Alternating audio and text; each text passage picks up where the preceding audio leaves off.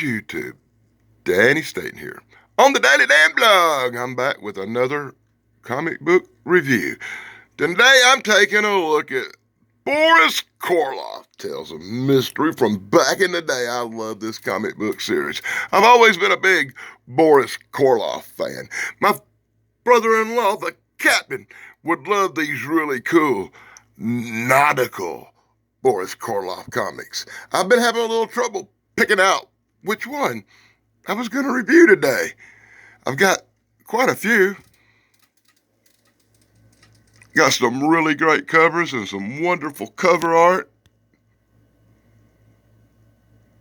You know, I thought I'd reviewed more of these comic books, and apparently number 65 from 1975 here was the only Boris Karloff I've ever done on this channel. So I went through my collection and picked out all the Boris I had and found something really special. That's right, really special. I figured if I was going to do Boris Karloff today, I was going to do the oldest one I had. And this one is from 1963. Boris Karloff, Tales of Mystery! Number 3 from 1963. I wonder if Dave Sunstorm will call that the good stuff. Won't, won't. Guess we'll find out. Me, myself, I think it's a beep. Hey, guess what? I tried to make a video earlier, and I had to start over because of the language I used after I read this comic book. Oh, my God. Well, we're about to delve in a mystery. We're about to find out about this guy who has his precious...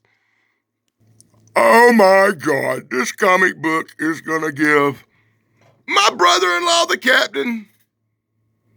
It's going to give him a Johnny because it starts out with nautical facts. That's right, all the cool stuff about the sea. And we know the captain.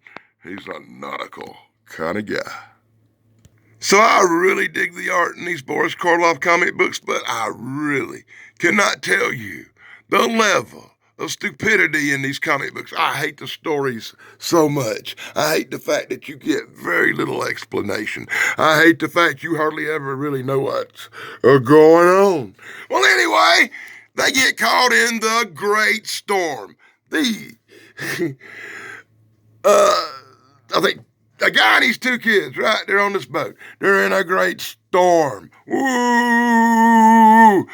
And apparently, with no explanation, they want you to get the ring off this goose hand because it's cursed. And they don't tell you how he got the cursed ring. They don't tell you how they know it's cursed. They just know it's a cursed ring because that's the way these stories start for no reason. Hey, get that ring off his hand. Just they pull that ring off his hand, a big wave washes him overboard. Ginger's all freaked out. She said the captain, they got washed overboard. So her and her dingo brother grab the lifeboat and they row out and they scoop up the captain. And Ginger's like, uh-oh, the boats are sinking. Captain snatches his ring back and say, the ring ain't cursed. It's worth a lot. I'm keeping my ring. Don't mess with me, precious. Don't mess with me, precious. You can't mess with me, precious. But they get lucky. They get picked up by seven people on a ship called the Minnow. It works out good because this chick's name's Ginger. Well, anyway, Ginger and the captain, they get some fresh dinner and relate a story of a curse and an ancient Aztec ring they found and blah, blah, blah.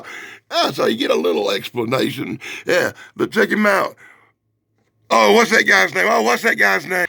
I really could use Thrash Ponto Pons' mind right now. I really could.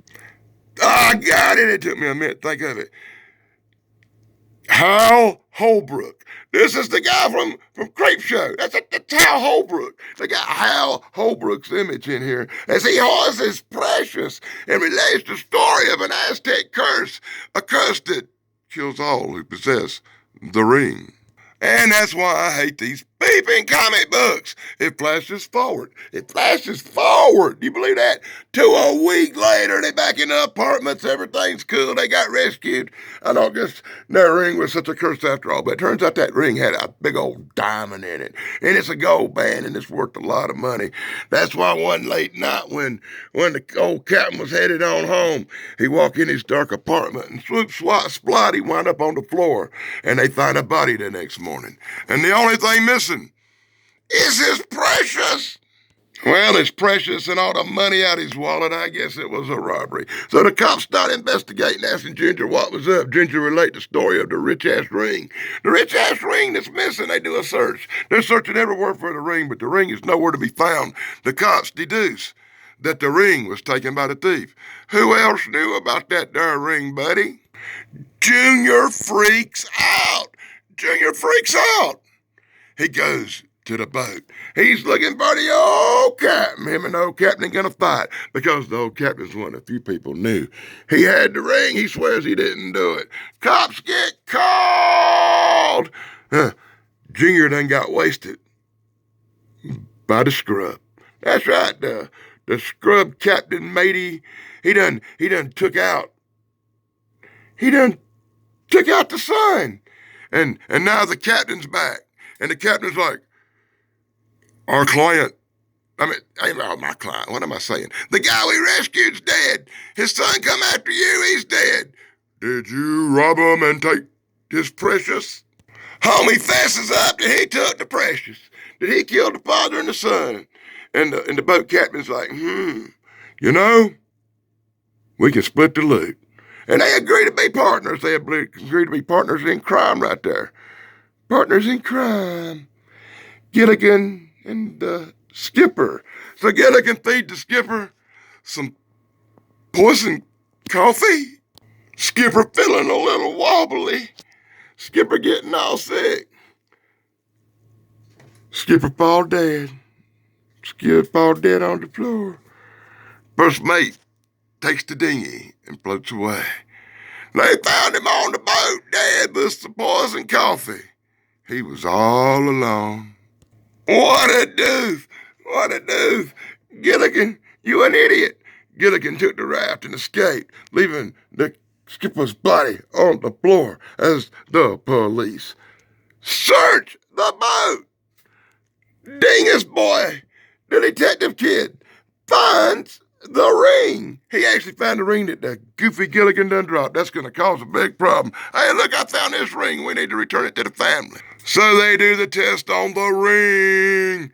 They find out it really is Aztec gold. It really is valuable. It had no fingerprints on it. There's no reason that the detectives cannot return the ring to the family, but the daughter's the only one left, so the daughter and her boyfriend get the ring back. Ain't that some cool stuff? But the ring's cursed.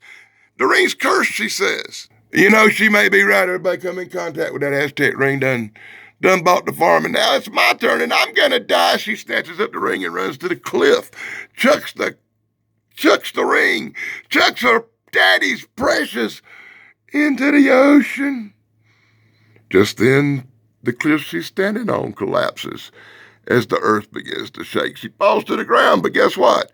She lived because she threw the ring away. She gave up the fate, and that's the story of the Aztec cursed ring. One of the worst stories I've ever heard in my life. Oh my God, that just makes me want to pull my hair out. Boris, you should be ashamed of yourself. You should have started when they found the ring. Jonah, a true tale of mystery. Well, yeah, we got some whalers who were trying to kill whales off the Nova Scotia coast. They brought in a big bad boy. They killed the whale, but when they cut him open, they found this guy named Jonah in his stomach. What a one-page story knockoff this piece of crap was, literally, I'm not kidding. It's that, you turn the page, and then you get this crap. Target Earth. You're going to learn about asteroids smashing down, and if you're Michael Marone, you can pause it and read the history of asteroids crashing into the Earth. Oh, God. I don't know what it is with this comic book and these little one-page knockoffs. I really hate these. Anyway, The Secret of Oak Island, you get to hear about these pirates who buried a treasure, who hid it well, and nobody knows what they hid, and they've never been able to find it, and you get the Lagina brothers over here. Wait a minute, this is 1963. How can the Lagina brothers be in here? I have a Mandela effect right there now. Now, if you want to check out The Secret of Oak Island, go to The Curse of Oak Island on the History Channel and catch up. How did the Lagina brothers get in a comic book from 1963? That's the big question. Oh my God, Nightcaller? Oh God, I guess this would be a good time to do some shout-outs.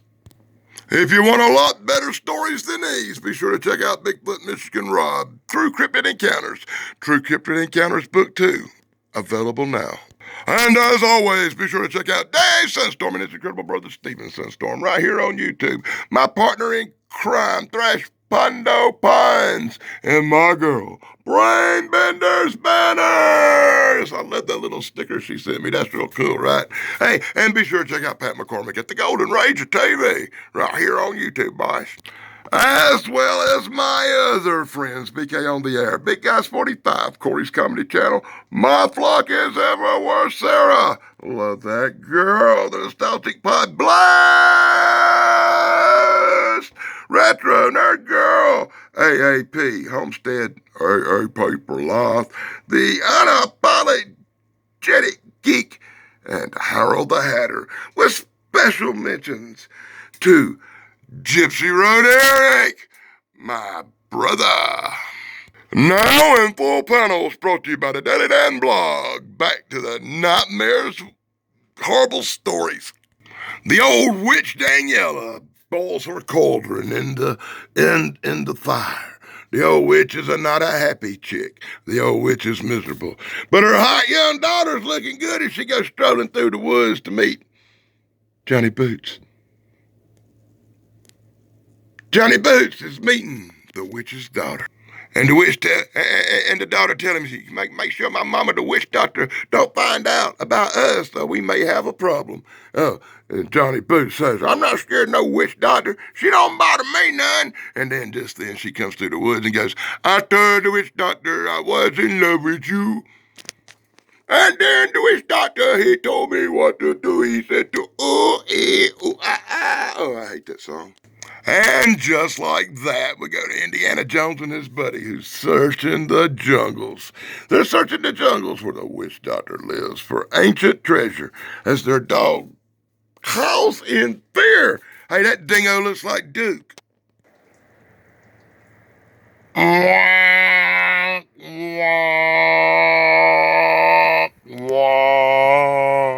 So as Indiana Jones and his sidekick go through the maps trying to figure out where the Aztec temple is, apparently. That's probably where they found that damn ring from the first story. Oh, my God. Johnny Boots burst in the room and says, I banged the witch doctor's daughter, and now the witch doctor wants to ting-tang, wally-wally my bing-bang. Indy and his sidekick blow him up and said, don't worry about it, witch doctor's magic ain't nothing but a bunch of bull. It don't really work. But meanwhile, the daughter's back at the camp telling her mom how much she loved Johnny Boots. Johnny Boots, I miss Johnny Boots. As the archaeologists begin to search for the temple, Johnny Boots is leading the way. The natives are getting restless there, buddy. The natives are getting restless. They don't like these interlopers coming to raid their temples. Witch Doctor daughter sneak out and meet up with Johnny Boots and tell him, hey, Witch Doctor mom done got the natives all upset. You got to get your guys and get out of here. They're going to cut off your heads and probably eat you because they're in South American jungles. Indiana Jones and his partner doing a little bit of dynamiting in the valley, trying to see what's under the rocks. I guess maybe that temple's underground. I don't know. They don't explain it, but he got the Indiana Jones hats out and they put them on. And Johnny Boots come running through the woods and go, the natives, they're going to have us suffer there, boss. Once again, in full panels brought to you by the Daily Dan blog. Be sure to like, subscribe, and ring that stupid little bell. I'm going through a lot of trouble getting me, y'all, a look inside a comic book from 1963. The biggest piece of crap that ever existed, apparently, but at least it exists. The condition's good. Johnny Boots leads Indiana Jones and the sidekick back through the jungle over to where the witch doctor's daughter's waiting. Witch doctor's daughter and archaeologists are hiding off to the side where Johnny Boots be checking things out. Johnny Boots says we can't take the boat. No, he said the witch doctor's done summoned up the crocodile beasties, the gator beasties, and the gator beasties come out and say, "Oh my God!" They start chasing them. Run, it's gator beast. You know you're dealing with powerful juju, powerful magic when in the blink of an eye the old witch doctor can have the villagers turn on you. In the blink of an eye she can summon up crocodile beast and make voodoo dolls apparently of you as she sticks pins and needles in the skins of little dolls and people begin to bleed. Oh my God. The witch stands on a hill summoning up the forces of evil to destroy him, a creature beyond belief. Johnny Boots walks over, kicked the bitch in the head, and she goes off the side of the mountain. Game over.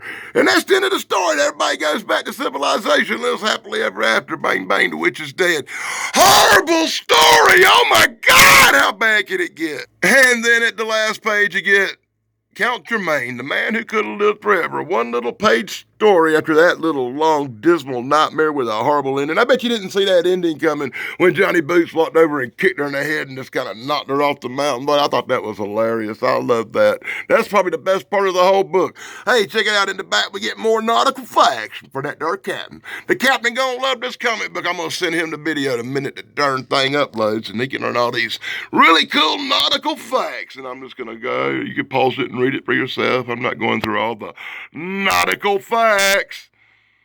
And on the back, you get this really cool Boris Karloff pinup number 3 from issue number 3. Beautiful. Me precious art of the cursed ring. You gotta admit, though, that ring's pretty cool. And that's a wrap. Thanks for watching. Be sure to like, subscribe, and ring the bell. Hey, check this out real quick. I looked this comic book up on eBay, and number 3 at a 6.5 condition in the carbonite, encased in plastic, was selling for $300. This one, I think, is a lot better than a 6.5. I'm thinking 7.5 or maybe even 8. It's got just a little bit of yellowing on the pages, and that's the only thing I could find really wrong with it. It's not all goofed up, messed up, or beat up. I bet if I got it graded, it'd be a $450 or a $500 comic book. Hey, that's a kick, ain't it? Till next time, this is Daddy Stating on Day Damn Blog. Be sure to like, subscribe, and ring a bell. Be sure to subscribe all the cool people I mentioned in this video. And until next time, blog over, dudes!